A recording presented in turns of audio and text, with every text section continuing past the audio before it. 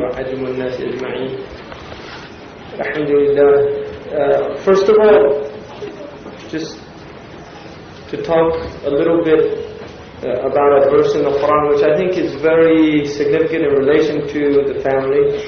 And it's everybody knows the verse because it's quoted almost every Jumu'ah.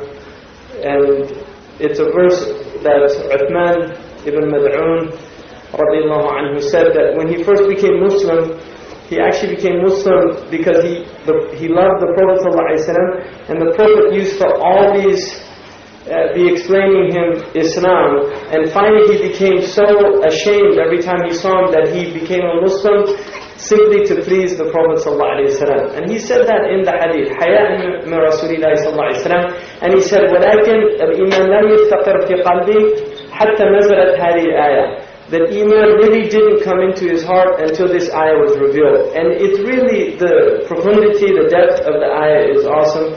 But Allah subhanahu wa ta'ala says, إِنَّ اللَّهَ يَأْمُرُ بِالْعَدْلِ وَالْإِحْسَانِ. Allah subhanahu wa ta'ala commands to adl, which is justice, and ihsan, which is making things beautiful. وَإِيتَاءِ ذِي الْقُرْبَى, and commanding to taking, to helping and giving to relatives. وَيَنْهَى عَنِ الْفَحْشَاءِ وَالْمُنْكَرِ وَالْبَغْيِ يَعِظُكُمْ لَعَلَّكُمْ تَذَكَّرُونَ. And Allah subhanahu wa ta'ala prohibits al-fahsha, which is everything yustaqbah dhikruhu. Anything that people don't like to hear about, that is fahsha. Things that are really the unmentionables, unspeakables. وَالْمُنْكَرِ, everything rejected in a healthy society that's following Islam. Munkar is the opposite of ma'ruf. It's what people reject when their hearts are healthy. And this is why the Prophet ﷺ was commanded to wa'mir bil-'urf, to command what people know, what's common knowledge.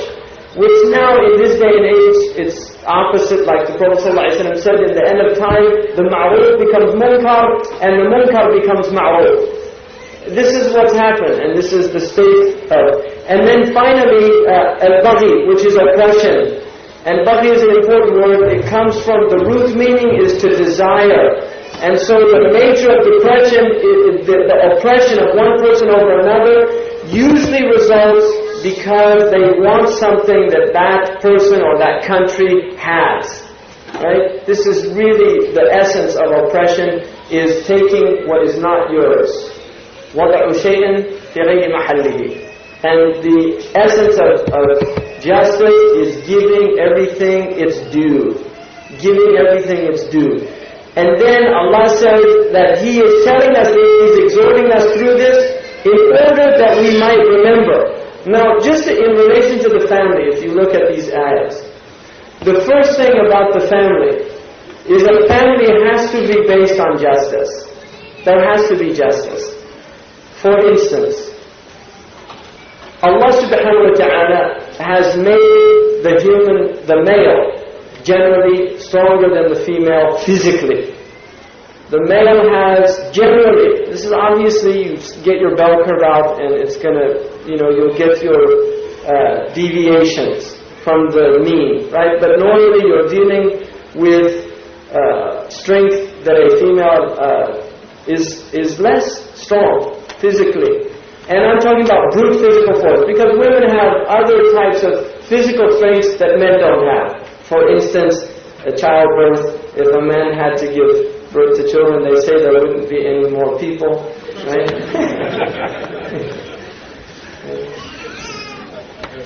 So, because of that physical strength, there has to be adab. In other words, a ruler becomes unjust when he transgresses. And one of the things that a ruler has that you don't have is an army.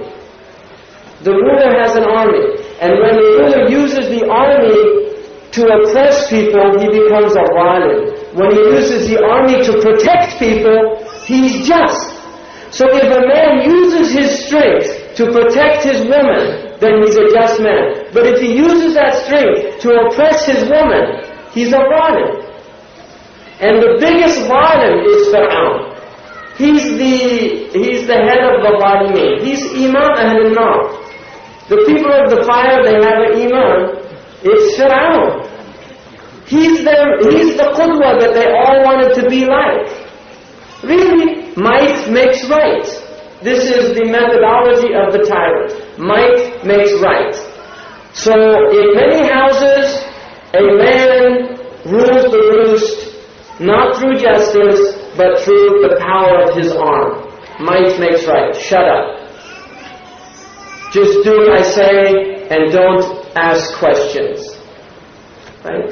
And I know that there's women that have heard these type of things, may be more abusive. Now, not to be totally unfair to the men, there's also women that do the same thing to the men. Because a woman can have a man who's very patient and doesn't react like that, and she'll abuse that type of hilm or that patience. And the Prophet warned about that. He warned about women who had kufran al-mu'ashara, that they were ungrateful for the good company of their husband and complained about him. And there's women that become discontent with their husband because he doesn't make enough money, or he doesn't have this, or he doesn't have... So these are the roots of troubles in the family. You know, and we can't always put it one-sided. It works both ways. But often you have this problem of an unjust husband. And Fir'aun had a wife, Asya, who was a righteous woman. And she asked Allah to save her from Fir'aun, from his oppression. SubhanAllah. And she asked for a house to be built in Jannah. So there has to be justice in the house. Now, this doesn't simply relate to the wife. And I'll tell you, there's a hadith about a man who had two wives, and the Prophet ﷺ said that he'd come on Yawm al-Qiyamah and half of his body is paralyzed. And they asked him about that, and he said it was a man who did not show justice between his two wives. And there was one of the Sahaba who had two wives, and before he would give the melon, he would count the seeds in each piece to make sure they were exactly the same. It's not a joke. These people had taqwa, they knew what was coming. So justice, not simply to the wife, the children. The Prophet ﷺ once saw a man kiss his son, and the daughter was there, and he said, "Ma ansafta baynahuma." You haven't been just between the two. If you kiss the one, you have to kiss the other. This is teaching adl. You have to have justice. The Sharia demands justice. Now, not only does Allah command to justice, He commands to ihsan. In other words, not just being just, but going above and beyond the just, what the just calls for, and actually relinquishing your rights to give to the other one. And about this ayah, about when Allah subhanahu wa ta'ala says that men have a degree, right? وَلَهُنَّ مِثْلُ الَّذِي عَلَيْهِنَّ وَالرِّجَالِ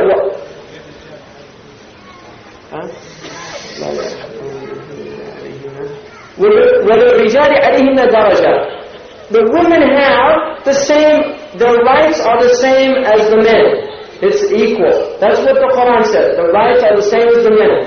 And then it says, وَلِلرِّجَالِ عَلَيْهِنَّ دَرَجَةٌ. Men have 1 degree over women. When Ibn Abbas, who was given the ta'weel of the Qur'an, the ability to understand the Qur'an, he's called Tarjuman al-Qur'an, the interpreter of the Qur'an, because of the dua that was answered by the Prophet when he said, Allahumma alimhu at-ta'weel وَفَقَّهُ فِي الدِّينِ. Teach him the interpretation of the Qur'an and give him understanding of this deen. Ibn Abbas said, the daraja that Allah, and this is in Tabari and Qurtubi, the tafsir, you can look it up. He said that the daraja that Allah has given of men over women is the daraja of tanazul an al-haq.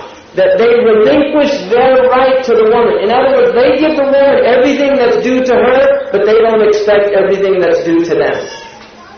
It's an amazing interpretation. Think about that. And who is better example than the Messenger of Allah? Who is better, if you want to see a better example, who are you going to find in the Messenger of Allah? The wife of Uthman ibn Mad'un came to the family of the Prophet ﷺ, and they said that she looked miserable. كانت في أخلاق, like old clothes. Her face looked bad. They said, "Ma biki." The women of the Pope, they said, "What's wrong with you?" And he said, "Amma al-nahar fasa'im, wa amma al-layl faqa'im." What's wrong with me? My husband. As for the daytime, he fasts, and as for the nighttime, he's praying all night long. In other words, she wasn't getting her right. And here's a man, we wish the women wish they had men not giving them rights like that, right? Somebody so preoccupied with Allah. The Prophet ﷺ had Uthman ibn Mad'un brought to him, and he said, "Ya Uthman," and he was upset with him. He said, "Alastu bi uswatika, aren't I your example?" And he said, "Naam ya Rasulullah." And he said, "Fabiya iqtabi," then follow me. In other words, the Prophet ﷺ did not do that, and he's not better than the Messenger of Allah. They said the next time they saw his wife, she was wearing nice clothes and she was in a good state. He took what the Messenger of Allah told him to do. So there has to be ihsan. There has to be ihsan inside the house. The man has to be a muhsina and the woman has to be a muhsina. And if there's no ihsan, with justice, you'll have a relationship that at least there's no oppression, but there's no love. Because love comes from ihsan. Ihsan is one of the things that it comes from love. When you love Allah, you want to be muhsin. And so a man who loves his wife, he wants to do ihsan to her, and vice versa, and also to the children. وَإِيتَاءِ ذِي الْقُرْبَى. Not only does there have to be justice and ihsan, but there has to be the extended family. In other words, Islam encourages us to strengthen the bonds, not simply of our immediate, what in this country they call the nuclear family, but beyond the nuclear family to the qurbat. Why? There's two things about this. One is that the first thing in which we learn to be human is within our own immediate family. But that humanity has to move beyond the immediate family. In other words, the socialization has to take place and move beyond it to where we begin to learn to live with other people. And the first people that we have to learn to live with is ulil qurba, our own cousins, our uncles, our aunts. The Prophet ﷺ said that the uncle is the same as the father, the aunt is the same as the mother. They have the same huquq. You have to show them birr, righteousness, filial piety. These things have to be displayed. And then Allah subhanahu wa ta'ala says, وَيَنْهَى عَنَ الْفَحْشَاءِ وَالْمُنْكَرِ. Allah subhanahu wa ta'ala prohibits fahsha. There cannot be, if you have an ummah that has adab, ihsan, and is treating the blood bonds, then that is amr bil ma'ruf. But then you have to have nahi an al-munkar. In other words, the society not only has to have all of the positive attributes, but it has to actively be engaged in removing negative qualities within the cultures and within the societies. And this is why Allah prohibits fahsha, munkar, and baghi. Allah reminds us that perhaps we might take exhortation. So I want to just quickly go over some basic things about the usra. The first thing to remember is usra itself comes from an Arabic word which means to bind together. And asir is a prisoner. And in a sense, each one of us is a prisoner of our family. The family itself is something that you can't get out of. And I'm talking about blood bonds initially. In terms of marriage, then Allah does permit divorce in circumstances in which a marriage can't work. And this is from the blessings of this deen, because the Christians prohibited divorce, and it became a big problem. They used to have rulers that needed the Pope to annul marriages because they wanted to get rid of a woman, or she wasn't providing heir to the throne. Right? This is the Anglican Church comes because King Henry, the Pope, wouldn't give him a dispensation because he was married to a Spanish woman who couldn't give him a child. And the Spanish woman's brother, who was the Prince of Spain, was very close to the Pope. And so the Pope was in this double bind. And this is the dunya, you see. So he wouldn't give him dispensation. Well, Henry VIII, one of his advisors, told him, so what? Make your own church. So he did. He said, that's a good idea. we'll call the Anglican Church, Anglo-Saxons. And that's what it became. And that's why the Christians now in England they don't follow the Catholic tradition. That's why the Irish are still Catholics, because they said, forget it. First you converted us to Catholicism. Now you're going to say we can't be Catholics anymore? So they started fighting them. It's been going on since then. Allahu Akbar. Very simple solution. They all become Muslims. The king could have gotten a second wife, could have maintained the first wife, no war with Spain, and everything's fine. Right? Islam solves problems. That's what it does. And get rid of the Pope, right? Who needs the Pope? He's a problem, right? Seriously. I mean, don't get rid of him like... That's what the Turkish man tried to do. You get in trouble if you think about it. Because people like it's tape recorded and somebody cut this thing, right? This is what happened to Umar Abdurrahman. They took him, they asked him, Ya Shaykh, ma hukm al-Umam al-Mutahidah? Kharrabaha Allah. This is the way the Arab talk, right?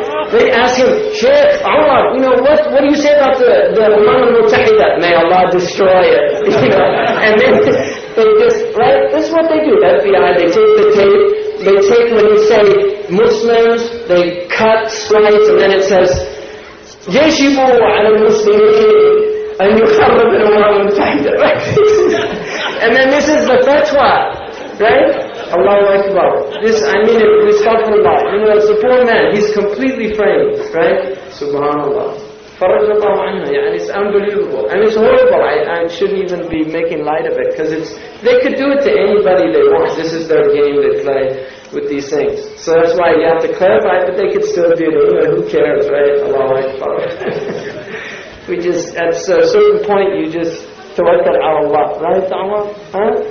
And we were in the kitchen, subhanAllah. They saying he's a terrorist, right? I'm up here on a panel with a terrorist, khalas. And this is what happened to the Muslims, right? It's true, I'm not making it up. Subhanallah. So where were we? The Pope. al-Absar. I get up on that too.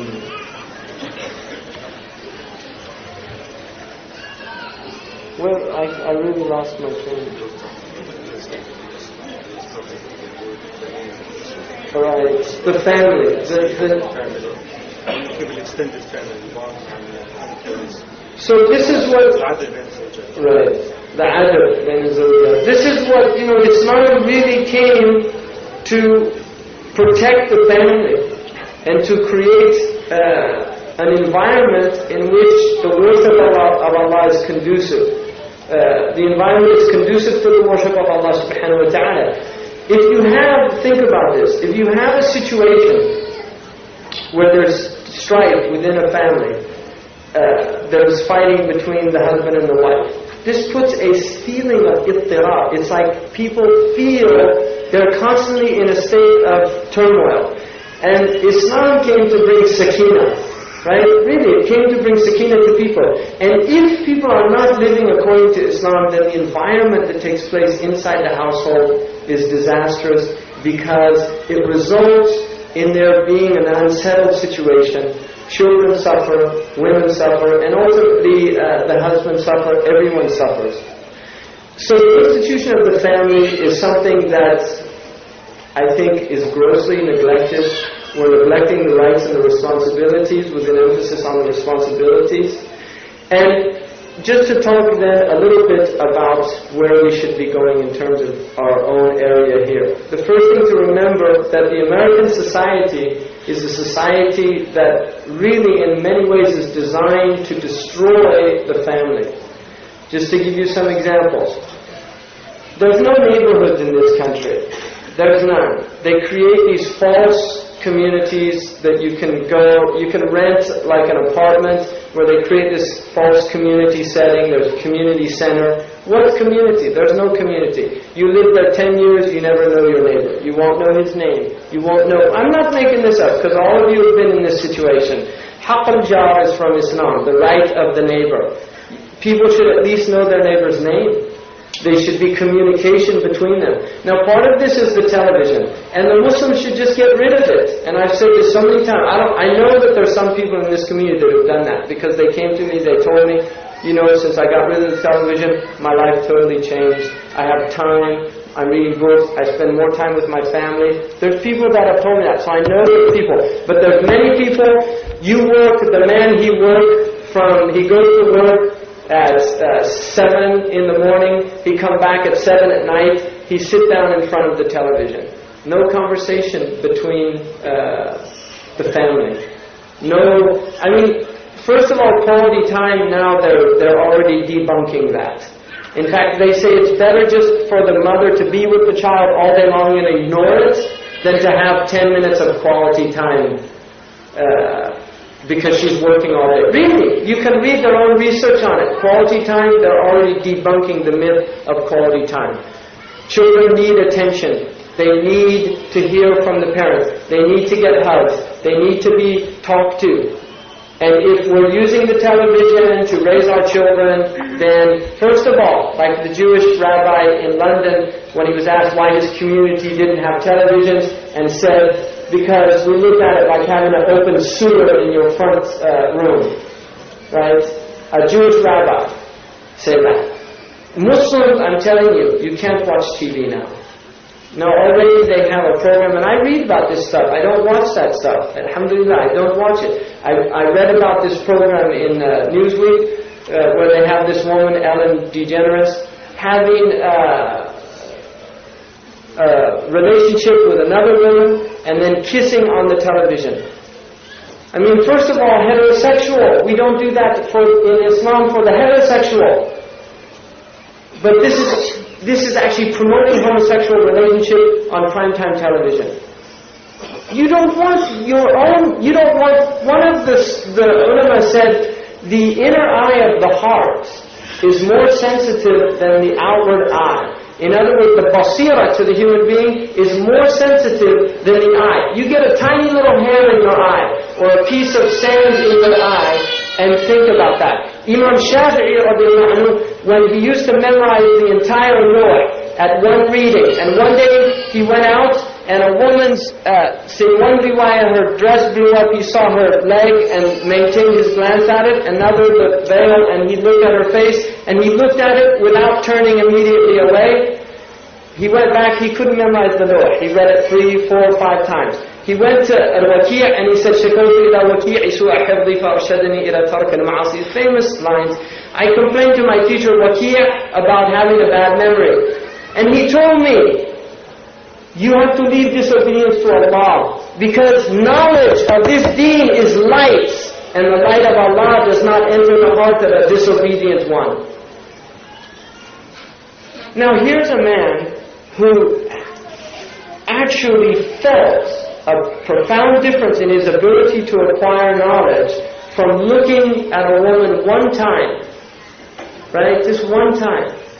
I mean, where now? People watching pornography, people, looking at all of this filth. It's unbelievable. Where are the hearts? And then you wonder why you hear, wow, you don't get affected by it. Wallahi, you hear the Qur'an, it doesn't move your heart. People don't cry. One of the scholars, he said, if you want to know whether your heart is alive or dead, then look whether your eye is moist or dry. If it's moist, then you should know that your heart is alive. If it's dry, then you should know your heart is dead. The Prophet ﷺ said, if you read Qur'an, weep. And if you can't weep, pretend to weep. Because tashabbuh bil kirami falah. Even to imitate the noble people is a type of success. Not in front of other people, but in private. Pretend to weep. If you can't weep, if you're watching all this filth, what does that do to the heart? You think it doesn't have an effect? Because of what they were earning, this is what destroyed their hearts. Really, these people were... They're killing, they just kill their young people. They're just shooting, killing people without it. Why are they doing that? You think human beings can do that? You think The Bosnia, the Serbs, the number one pornographic country, right, in Europe was Yugoslavia. They were producing more smut in all of Eastern Europe, right? Even their main magazines have pornographic pictures of women. So why should you be surprised when these men go and rape 50,000 women? Why? Why get surprised at that? They're living off the degradation of women. They see it every single day. Why should they care? And this is what happens. So, television is destructive to families. I would advise everybody read there's several books you can read. You pick your choose. 4 Arguments for the Elimination of Television. Read The Plug-in Drug by Wynne. The Plug-in Drug. The Evil Eye. Right? These are all studies. They'll give you documented studies of the destructive effects that television has on families. Documented studies of the positive effects that happened for families when they got rid of the television. Right? But I guarantee you go home, you turn on the television. In other words, you don't want to bother the people in their graves. Now,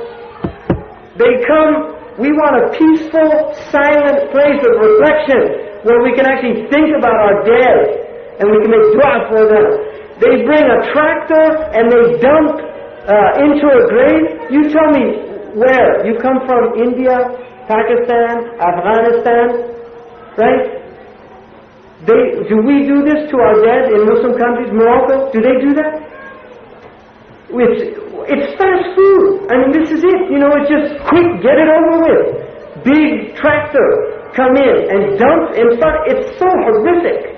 And then a pounding machine. When our Prophet ﷺ said that they hear the sound of the sandal, pounding machine, blasting the soil into it. Why? So they don't have to come back 2 days later after the soil has gone compressed and have to fill in some more. Let's just all do it fast, get it over with quick. Why are we doing this to our dead? Why? They deserve better than that. It's a fard kifaya to bury our dead. We should have our own cemetery. We should have a network. If somebody dies, people know. The Prophet ﷺ said, you need 70 people for shafa'ah. It's the best thing. There should be 70 people at the funerals of our dead. We need their shafa'ah.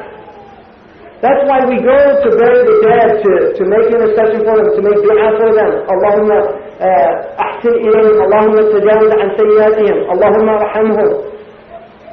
This is community. But now I'm saying this, there has to be one person in this room that says, I can't do everything. Omar, you can't.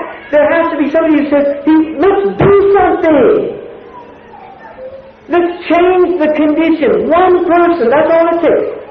It just takes one person in this room that says, I'm going to do something about this. And I'll tell you something, that one person will do it. And not only that, he'll get a reward for every single person that's buried properly, facing Mecca. We don't even have the people facing Mecca properly. They dig these graves, they don't know, they don't get a compass out, they don't look. Really? I mean, this is another area. We should have a room in here for ghusl. There should be people that we should have a committee, a group of people that are committed to burying, washing the dead, or at least helping the family, teaching them, because a lot of people don't even know. We should have titra here. We should have the hunut, we should have the camphor, these things to prepare our dead.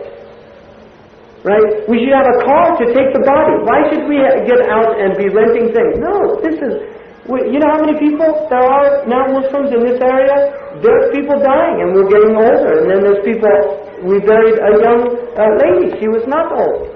Right? Rahimahullah. Well, why is this what we have to do?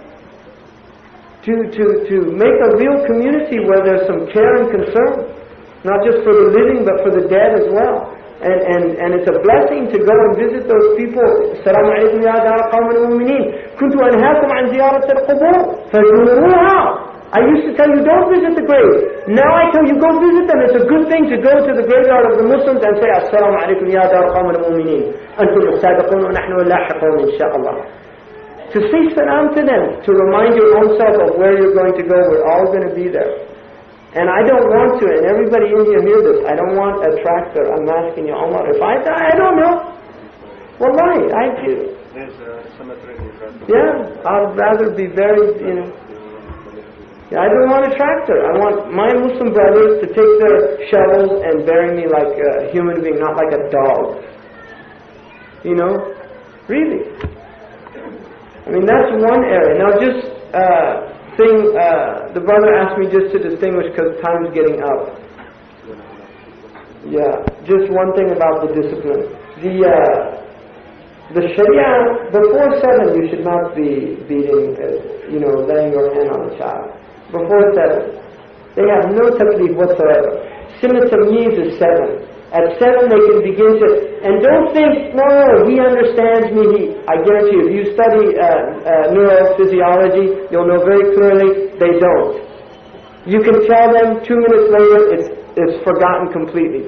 Before 7 there's no taklif. Allah gave them no taklif. Be nice to your children. At 7, traditionally, Muhammad bin Sahnun wrote a book on Tarbiyat al-Awlad, and in the book he mentioned about one of the fuqaha said that you shouldn't discipline children at all. And he said, this is obviously a faqih who never taught children the Quran.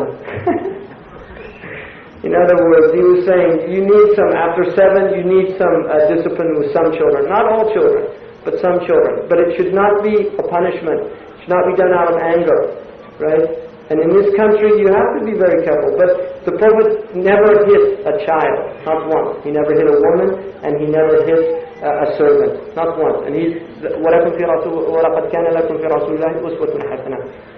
So maybe some question, and then we'll stop and pray, inshallah. Can we break maybe for 5 minutes? Tafadhal.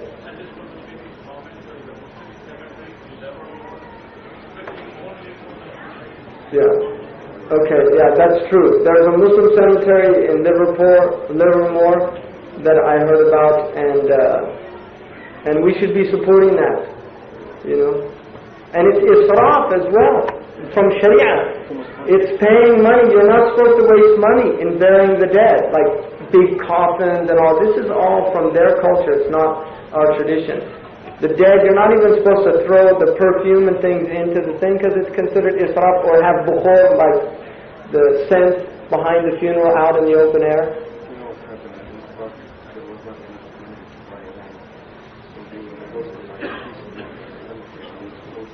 No, I understand that. Yeah. Right now, we should be able to buy a lot. Yeah, I understand that. I mean, there's the people that did that. They did it.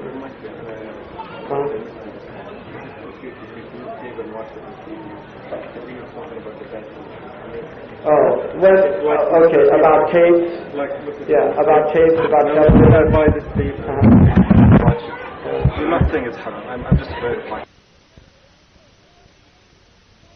People watching ABC, NBC, CBS, all these types of things, it's propaganda. You don't get news from there. Read Norman Solomon's Watching the TV News.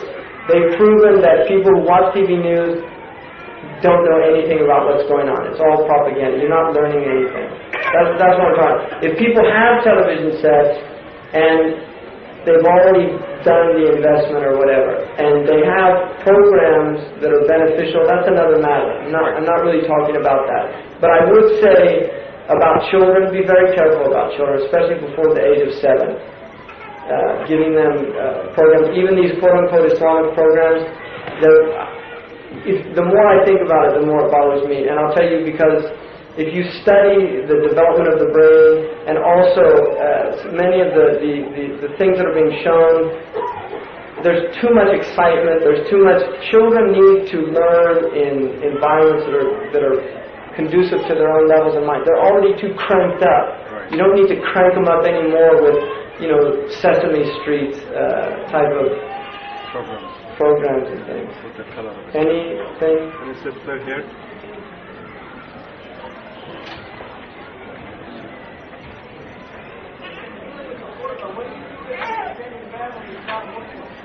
No, you still, the haqq of your extended family, about extended family if they're not Muslim. The family who is not Muslim has the same huquq as the family that's Muslim. In fact, even in Sharia, your parents, if they're not Muslim, have identical rights to the Muslim parents except once they die. You don't make dua for them. But they have the exact same huquq of the birr al-walidain, ta'a, all of those things. They have the same. I mean, look, even in the Sharia, it's so just. A woman who's a non-Muslim woman, if she's married to a Muslim man and they have children, she has the habana if they get divorced. A non-Muslim woman, she has the right to raise her children.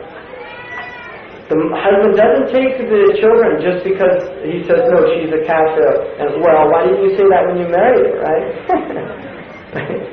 Now she's a kafir. Before she was habibati. Inshallah, jazakallah khair. Everything stays the same.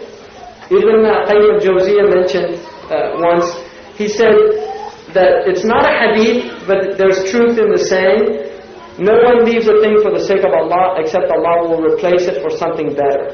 But what Ibn Qayyim radiallahu anhu said about that saying, he said, Allah will not give you something better immediately because He wants to test your sincerity. If you leave something for the sake of Allah, Allah will replace it with something better. If you leave the television for the sake of Allah, Allah will replace it for something better. He'll replace it for something better. Right? Because you're just introducing filth, and your family, you're depriving your family, your children, of time that they should be given from the fathers and the mothers. Right? Now, the other thing about the family is maintaining ties. I'll just tell you a few things about this community. We have people that get sick in this community, nobody knows. Nobody visits them. Nobody asks about them. We have people that die in this community, nobody knows. Nobody asks about it. It's a fard kifaya. You're supposed to go and feed the family, the people of the house. You should go and take them food. Right? Wallahi, this is what community is about. And if we're not doing these things, then nothing. There's no community. It's a lie. It's pseudo-community. It's like these virtual. It's become virtual community. We live on the email. We send each other emails. Right? Virtual community. There's no gatherings. There's no majlis. There's no hilaq.